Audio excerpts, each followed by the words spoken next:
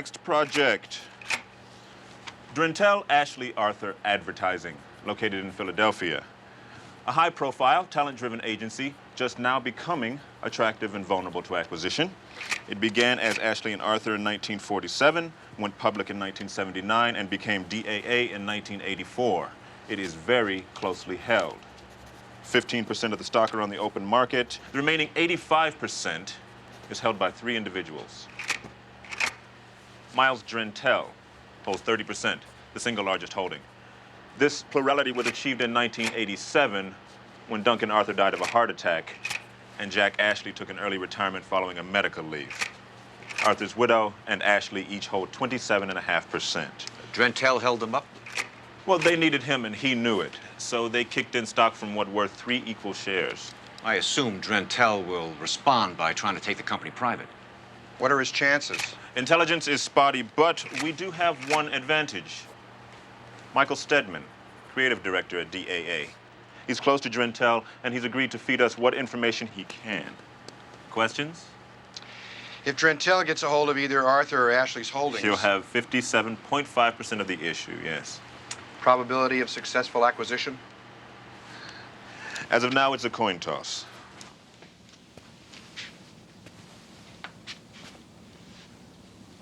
This could get unpleasant. What? Trying to work in here while they install your euphemism. Sheetrock and patching compound, it's just like home. Use mine. Bathroom? Office. Where would you go? I'd be where I always am. No, this isn't so bad. I'd like you to take a ride with me to Gladwin tomorrow. What's out there? Mrs. Arthur, Duncan Arthur's widow. I want to know if anybody from the greater Minneapolis-St. Paul area has contacted her. You still think they're going to try to buy, even though you told them to take a hike? I do. Why? Because it's what I'd do. Well, not everybody thinks like you, Miles. Imagine the world if they did. Let me know if you change your mind about sharing my office. I will.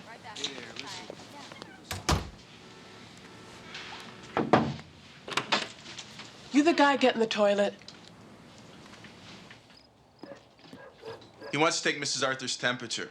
He'll probably go after Ashley, too. You're gonna be there when he talks to the widow, Arthur? Right there. Just like a real spy. Yeah. Night, Elliot. Night, Hope. You really don't think this is gonna work, do you? The takeover? Yeah. Nah, it's pretty implausible. Yeah. Yeah. Then again, have you seen any pictures of the Berlin Wall lately? To dream the impossible dream, to fight the unbeatable foe.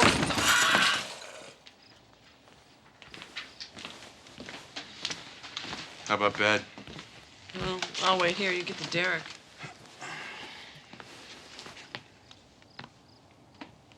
You have something very close to a look on your face. No, I don't. Yes, you do. Okay.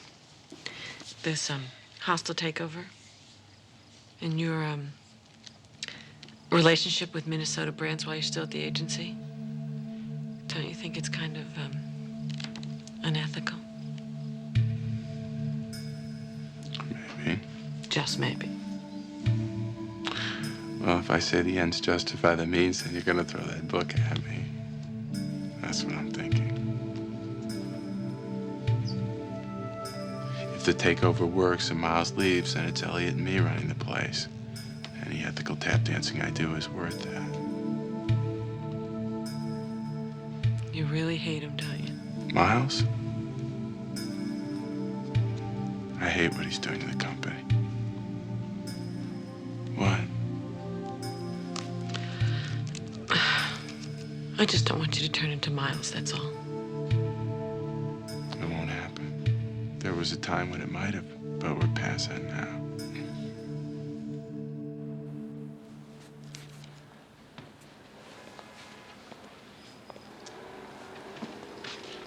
Hello. Hello, I'm Michael Stedman. Carol Arthur. I'm sorry Miles isn't here to greet you. I'm sure you'll do just fine. Can I get you something? How about the obligatory mineral water? Oh, we must have gotten our wires crossed. I was under the impression that Miles and I were coming out to see you. Yes, that's what Miles said when he called. Why the switch? Because Miles Drentel crosses that particular threshold over my dead body. Carol, Miles. we were just about to drive out to see you. Well, my board meeting at the museum ran long, so I decided to drop by and save you the trip.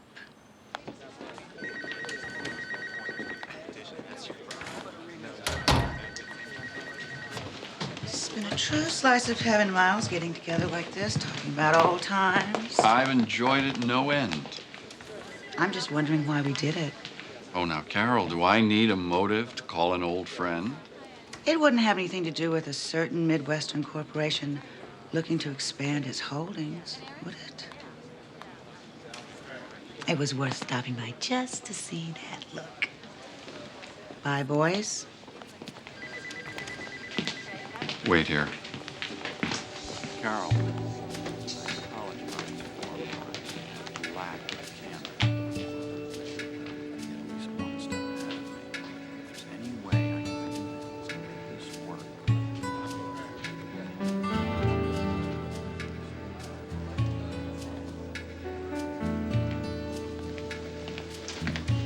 That could have gone better.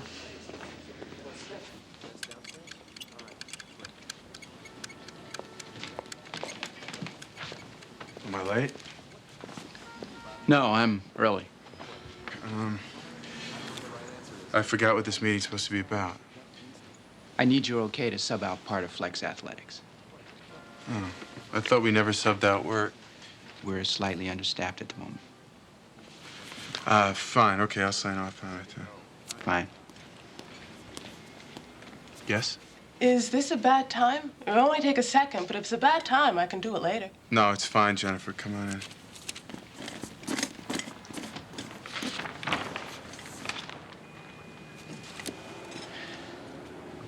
You talk to him much? Who? Oh, yeah, I talked to him. It's tough. Yeah, it's tough. This is kind of awkward. But nobody blames you. Firing Elliot. Everybody knows the dynamics that were. They do? Through the sycamores, the candlelight. Miles probably won't hire anybody right away. He'll leave the office empty. A warning to the rest of us, kind of like a head on a pike. Mark, do you have any plans for this evening? That's my thinking, Gus. Listen, 2 men on the inside are better than 1 man, right? Right. The feeling here is that Miles will look for a white knight. Somebody compatible who can put together the financing to defeat our bid. It'd be good if you could stay close to Miles. Keep an eye on who he's seeing, changes in his schedule, anything that'll indicate he's courting a particular knight. Sure, and that's going to be easier with Mark. Michael, does Mark understand what's at stake here? He's as anxious as we are to see this work. Michael, there is the possibility of failure. It's only a matter of time before Miles finds out about your relationship with us. Firing Elliot helped, but eventually you'll be compromised. You mean I might get fired? It could go further than that. Further? Based on Drentel's reputation and past performance, and the atmosphere in the industry right now, if the takeover fails, well, to put it bluntly, as far as advertising goes, your career would be over. I think in all fairness, you should explain this to Mark so he can make an informed decision. Michael, you still there? Yeah, I'm here. Where else would I be?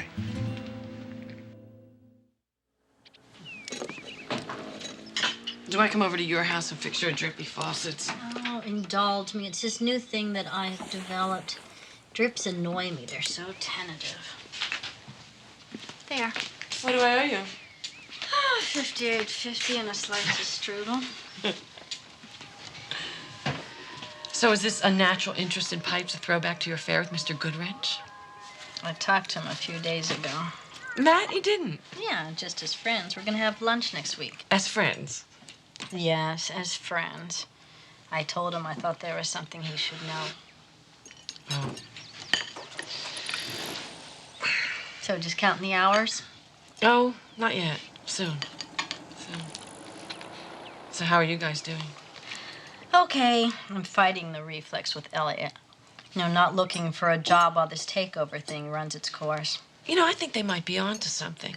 I mean, I see it in Michael's eyes when he talks about this. He always wants to be old Fezziwig from A Christmas Carol, and the boss everybody remembers and wants to be like. It means a lot to him. I think he's willing to do a lot to get that.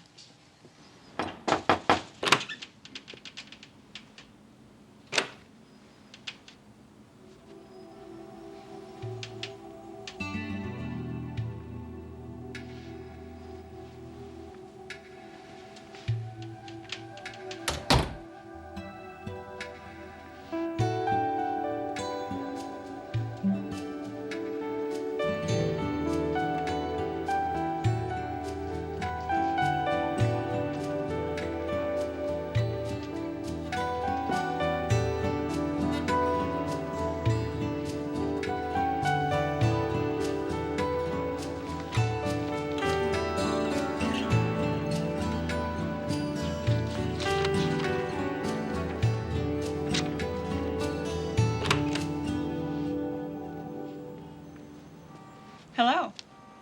Oh, hello. I thought he was in here. I thought he was too. That's why I came in. I wouldn't have if I didn't think he was in here.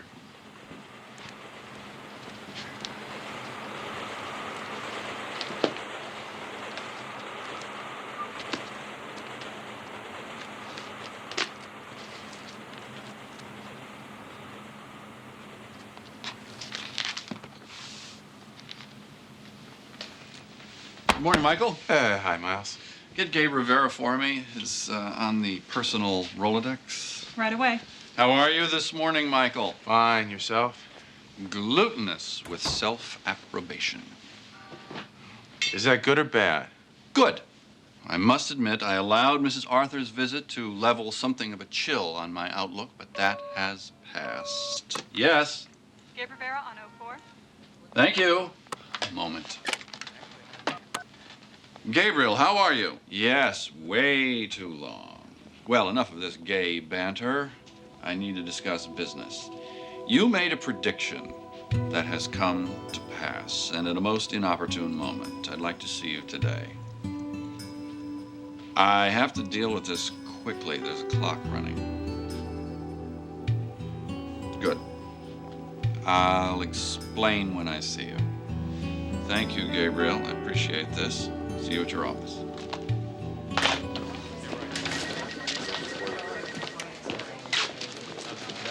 Who is Gabe Rivera? Gabe Rivera? All right. Miles has seen somebody named Gabe Rivera. Now, does the name mean anything to you? Gabe Rivera. Yeah, yes, lawyer, his broker, something like that. No, this is no one I mean.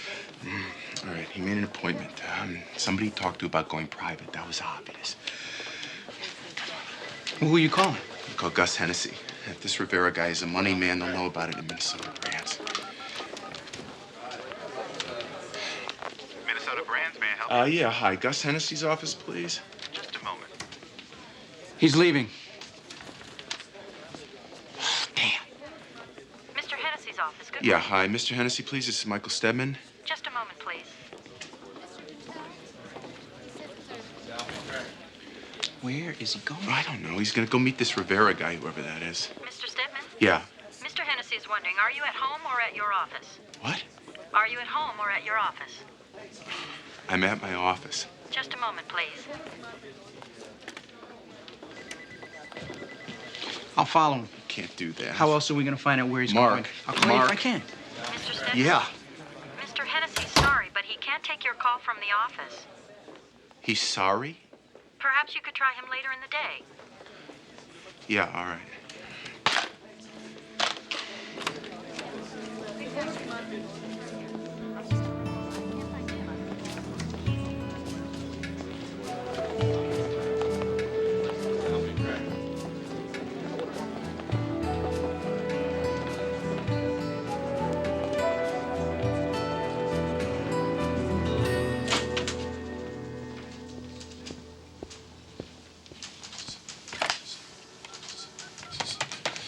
I'm Inspector John. This is Detective Lieutenant Lawrence.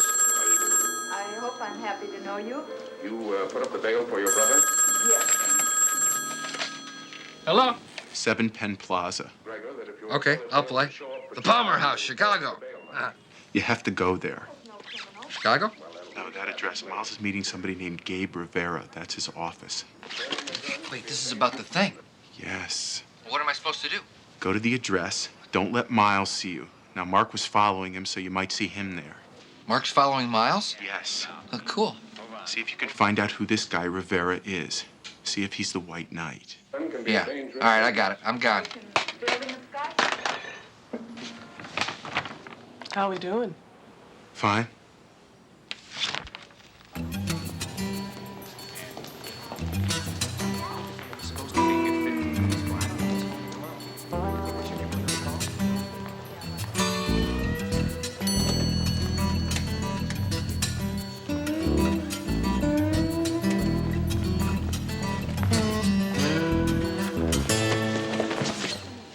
Hi, Mark. What are you doing here? Same as you. Michael gave me this address. Is Miles here? He went upstairs. Let's check it out. Oh, check out what? See if this guy Rivera's the White Knight. How do you propose we do that? Oh, well, look in his office. If he's got 1 receptionist, no problem. If he's got 2 receptionists, he's a serious contender. If he's got 3 receptionists, we start looking for jobs that use the phrase, do you want fries with that?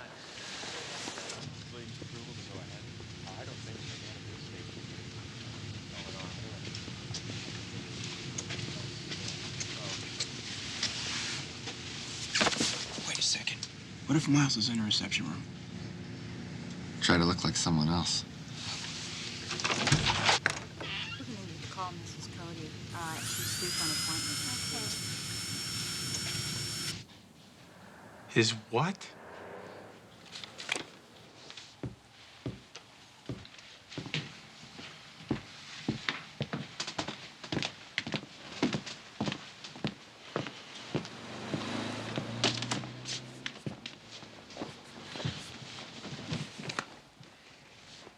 Tough day?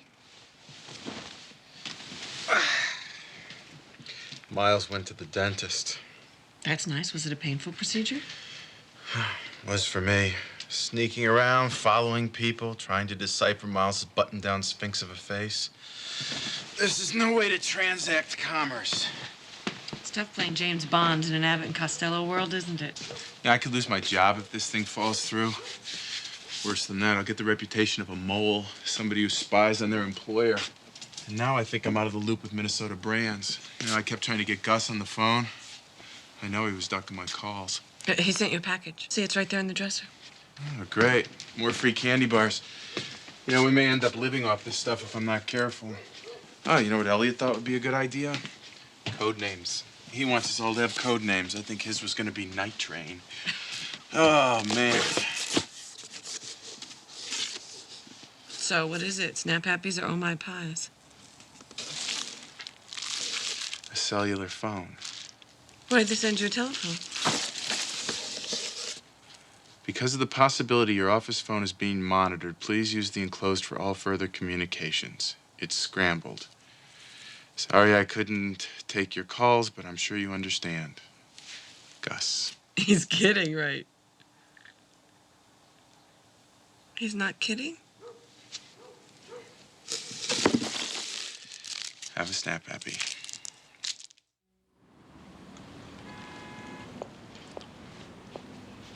You're in early. Sorry. You don't mind, do you? I mean, put down a piece of plastic. No, listen, I'll just read my mail in the bathroom. Should I get it? No, that's all right. Hello. Yes, Miles. Michael, say hello to Stan Turpin, Wiseman, Turpin, and Purdue. Michael Stedman. A pleasure. Stan is going to be helping us through this difficult period. Well, I'm going to do my best. Wiseman, Turpin, and Purdue? Security. Securities? No, security.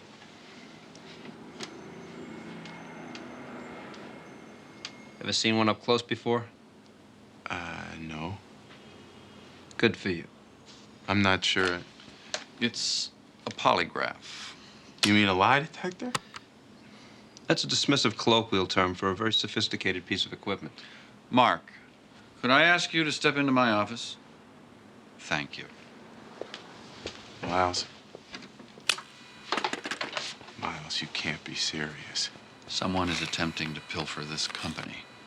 If I'm going to be attacked from without, I don't want to be concerned about my back. You know, loyalty oaths went out a long time ago. Yes, and look where it's gotten us. So, you're going to arbitrarily question people to find out if somebody is planning the violent overthrow of Miles Drentel. Questions will be couched in much more delicate terms. Yeah, and the first candidate for interrogation, the first person that you decide to question is a black man. I didn't pick him because he was black. I picked him because he's smart. Appearances, Miles, appearances. They're much more important than the truth. What do you propose? You can't start with Mark or Wasserman or any of the women for that matter. The first person who should have his loyalty checked is me. You? Yes. Either you start with me, the creative director, or you don't do it at all. You can't appear to be a weak king, and that's how this little exercise in paranoia will paint you. But what if there is a mole? Well, then this is a great way to find out. But what's it gonna cost you? You're gonna appear weak, vindictive, distrustful, afraid. What makes you think I'm all that concerned about how I appear? Mr. Harriton. Just a moment. Stan, I want to reevaluate the scheduling of these interviews. Let me call you on Monday. Do you compose at the keyboard? Do I what? Can you write on the typewriter or the computer? Yeah, more lately. I've never managed it. Writing requires paper and a pen, and the sound of the pen on the paper. The machines render me mute. I learned that from Jack Ashley when I started here. Of course, the business has changed a great deal since then. I don't believe I actually said that. Nobody around here can tell me very much about Ashley. Because no one here knew him. He gave up the Eastern Corridor once and for all when he retired and moved to Malibu. What sort of a man was he?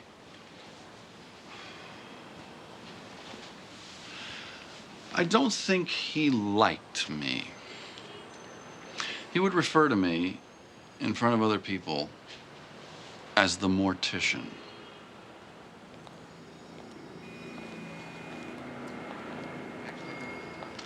I don't think either of them liked me, Ashley or Arthur. They knew I was smart, that I could see around corners they didn't perceive as corners. They needed me, but they didn't like me. Of course, I'm not an especially warm person. Perhaps I should be warmer. What do you think? I think you should be whatever temperature you feel most comfortable being. I should send you to California. Why? To talk to Jack Ashley. You'd have more success gaining his confidence than I would. I would? He'd listen to you. You and Ashley would relate the way I saw you relate to Bob Spano. Ashley's very meat and potatoes, very real, very warm. Yes, maybe you should go. I'll think about it over the weekend. See you Monday morning. Have a nice weekend. You too.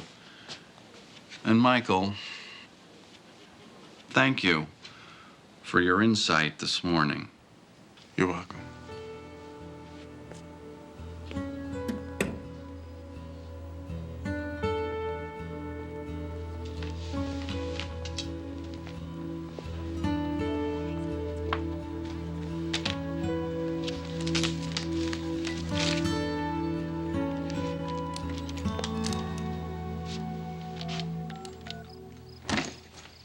You know, I'm beginning to hate those bags.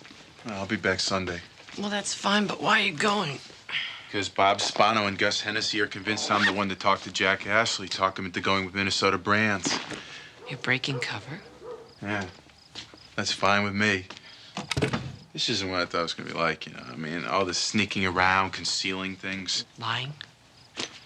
I thought I could justify it, but it's just too damn murky. Imagine my disappointment. So, Elliot and I go out there bringing the good word to Mr. Ashley. We tell him who we are. We tell him what we're about. We do it simply, clearly, honestly. And after that,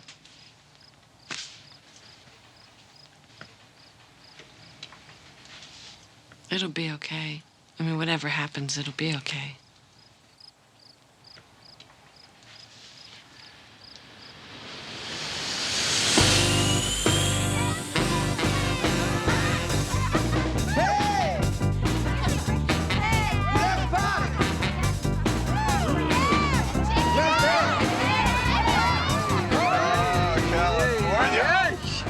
Mikey! So what did he say when you called from the airport? He said he heard from Minnesota that we were coming and he was looking forward to meeting us. How'd he sound? How did he sound? Yeah, on the phone. You know, what did it actually sound like? He talked like Louis Armstrong. What kind of a question is that? He sounded like a guy, like a retired rich guy. Did you mention Miles? And when you did he like spit or make choking noises or anything? I didn't, so he didn't. Look, would you calm down? You have to be very stable, very straightforward. According to Miles, this guy is strictly meat and potatoes. This is my kind of meat and potatoes. Look at this, Mikey. This is unbelievable. What do you suppose a place like this is worth? Like 1 million, 2 million, 3 million bucks? What are you? Look at this. Gentlemen, sorry I wasn't here to greet you. Is Miyoki getting you something to drink? Well, she offered, but we're okay. Good. Well, I'm the man you came all this way to see. Jack Ashley. Elliot Weston. Michael Stead. Hi. Oh, thank you. Be sure I can't tempt you. Oh, we're fine. We really appreciate you taking the time to see us, Mr. Ashley. Make it Jack. I don't know how much Mr. Spano told you over the phone. Excuse me, Michael. I've lived in this house 5 years without having a word about business spoken under its roof. So, unless you're prepared to buy me a new house, I suggest we have this conversation outside.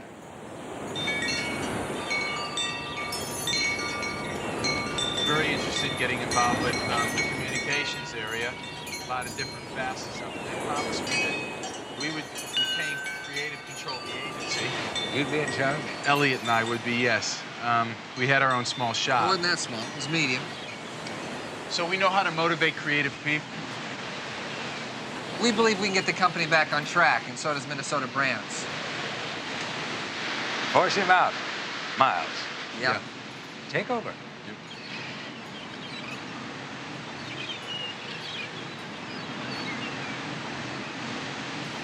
Michael? Elliot? What about the roof? Of the roof? Yes, the roof. What holds down the roof at DAA? I thought you were supposed to hold roofs up instead of down. Not at DAA, not a place like that. There you have pressures, collective human pressures. They build up. The way the sound builds up in a movie theater when they close the doors. All the music and dialogue, and people watching the movies, it all builds up. Hey, haven't you noticed how your ears start to pop when you're sitting in a movie theater?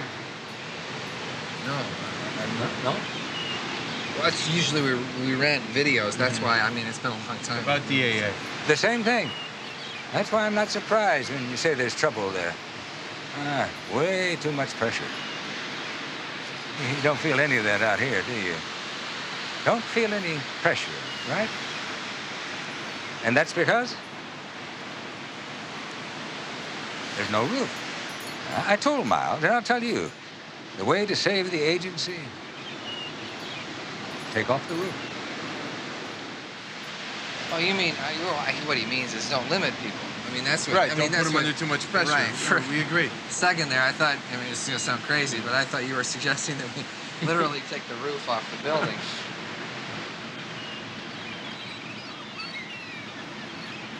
You are suggesting that we take the actual roof off the building, aren't you? Outside. I'm telling you, by the end of the decade, we're all going to be outside.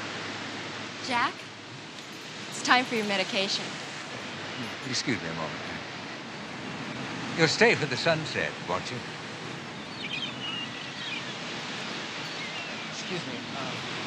Excuse me, hi. Has he been like this the whole time you've worked for him? I don't work for Jack. He's my husband.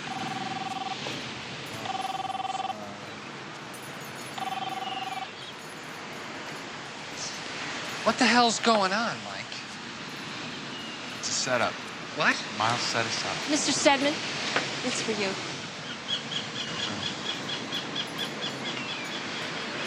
Hello? Hello, Michael. Hello, Miles. I'm glad I caught you. I wanted to give you the good news. Mrs. Arthur and I have come to an understanding. You have? Yes.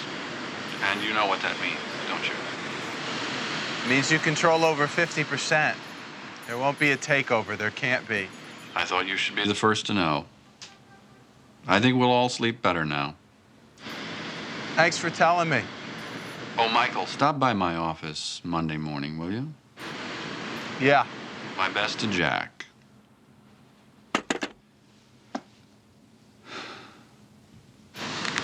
Miles got Mrs. Arthur's stock. You said she hated it.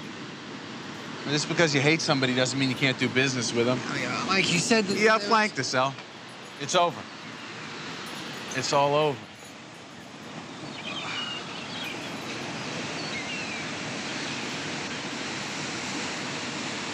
Pretty. Very pretty.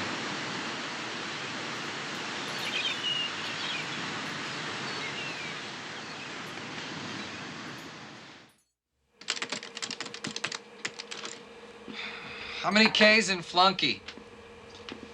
Write down slave. It sounds more abject. Here we go again, back to the old job market. Sadder but wiser, I hope. You worried? I should be, but I'm not. Nothing like a little fear to make you feel alive. You said it. Huh. Anyway, it's harder on Michael.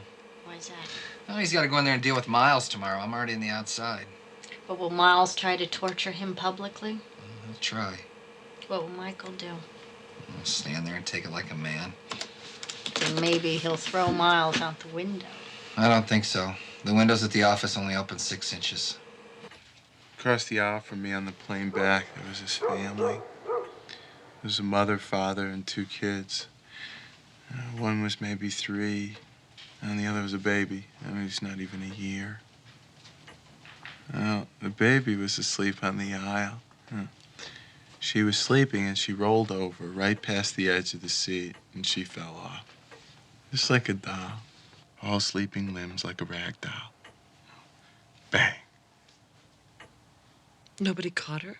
No, there wasn't time. So she hit the deck, and she started to cry. And the father reached over, scooped her up, and she was asleep again in a couple of minutes. Oh, I saw that, and I couldn't wait to get home. I saw that, and I thought, I'm a father, too. I can do that. I can pick a baby up and make everything all right. I'm really good at that. So what else matters, really? You have a few other skills as well. Oh, thank you, dear. You seem to be taking this all rather well. Actually, no. I'm so bitter my eyes hurt, but I'm also in deep, deep denial. So, what happens next?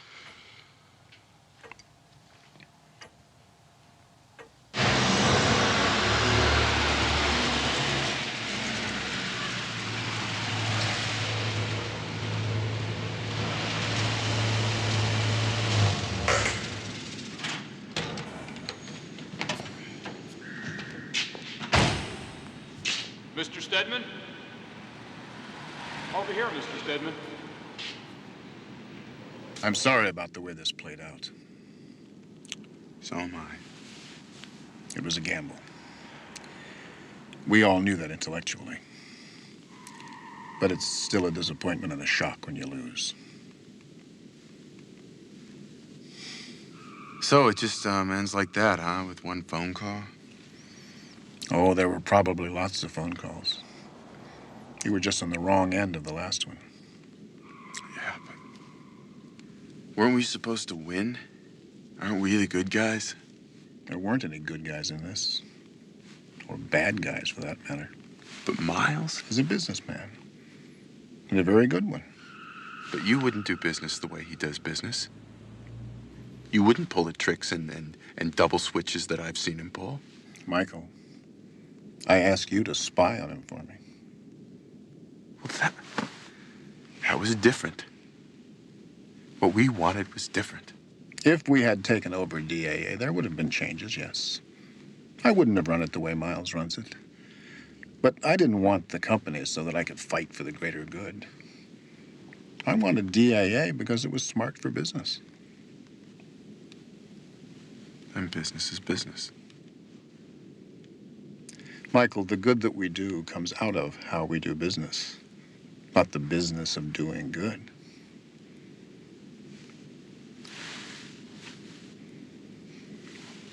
Minnesota Brands is a big company. And there's a place for you and Elliot with us. That's very kind of you. It's neither kindness nor charity. It's good business.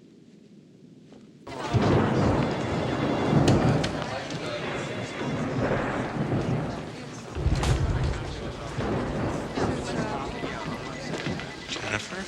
Oh, hi. How are you? Fine. Well, gotta go. See ya. No hard feelings, I hope.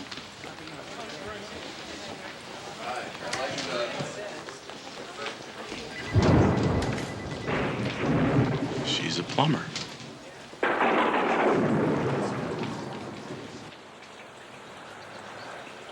I have no problem with that. She's been negotiating in good faith. We don't need to appear unappreciative. Yes. Yes, by close of business tomorrow. I want to put this all behind us. Thank you. Congratulations yourself. Goodbye. Good morning. Morning. How was your weekend? I think you know. I can guess. You won. Yes, I won. I thought she didn't like you. Mrs. Arthur? Her distaste for me was balanced by her affection for money. She could have sold the Minnesota Brands. Carol Arthur was born in Topeka, Kansas. She spent her entire life putting distance between herself and her Midwestern past. There's no way she was going to make a deal with them. Do you want some coffee? No, thanks. Michael, I don't know if I can adequately express the meaning of the past few days, but the bulk of the revelations are quite palpable by now. You've surprised me, Michael. Surprised me most profoundly. Miles, do us both a favor. Cut to the chase. If you want to step outside and do it in front of the whole staff, fine, let's do that, because it really doesn't make any difference. I'm not going to apologize or beg for my job or give you one molecule of satisfaction over this. Are you under the impression that I'm going to fire you? Yes, Miles, I'm under that impression. It's erroneous. What is it? Your impression. It was a bold move, going out to California. Very impressive. But the thing I'm truly in awe of is your response to my lie detector gambit. Test me or test no one. I knew you'd be inventive, but I never imagined you'd exhibit such unblinking bravado. I'm ashamed of ever having underestimated you. You've been playing some kind of full-size chess game. Now you're moving me all over the board. Hardly a game, Michael. The stakes were quite real. If Minnesota Brands had been a little more clever, a little less conservative, you and I would be having an altogether different conversation right now. If you're not going to fire me, just what are we talking about? The future. What good would it do me to fire you and Harriton? You're the smartest, most highly motivated people I've got. If you weren't, you wouldn't have tried to take over. And who's to say you won't take over next time? You're already thinking how you'd have done things differently. God, where would you go if you left? Where would you find these people, these resources? You've done your best work here with me. You like this place. You're just not too crazy about how I run it. And who knows, you may have a point. In any event, the smartest, safest thing to do is to keep you here. Keep your friends close, keep your enemies closer. You're not my enemy, Michael. We both know that. Our relationship is much more sophisticated than that. This is not what I was expecting to hear today. What would you like to hear? I'm hurt that you helped someone try to take this company from me? Yes, I'm hurt. But I understand. I understand and I admire the courage. I'm wounded, but not so deeply that I'd do something out of revenge to destroy the company I want to save. How can I stay? Because you want to. Because I need you.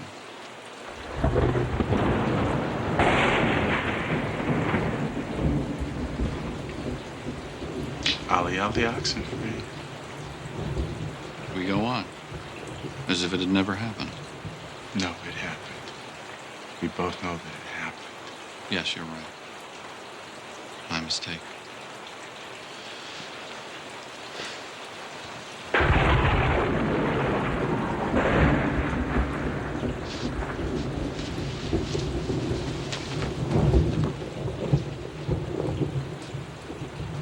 Something else. Yes? Elliot comes back.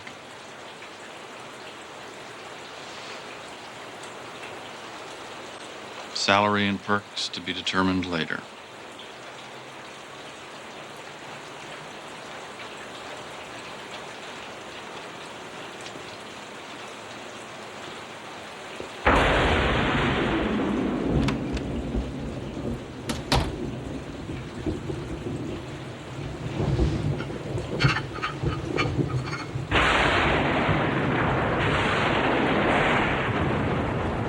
Explain this to me one more time. I'm not fired. You get your job back. You're not fired, I get my job back.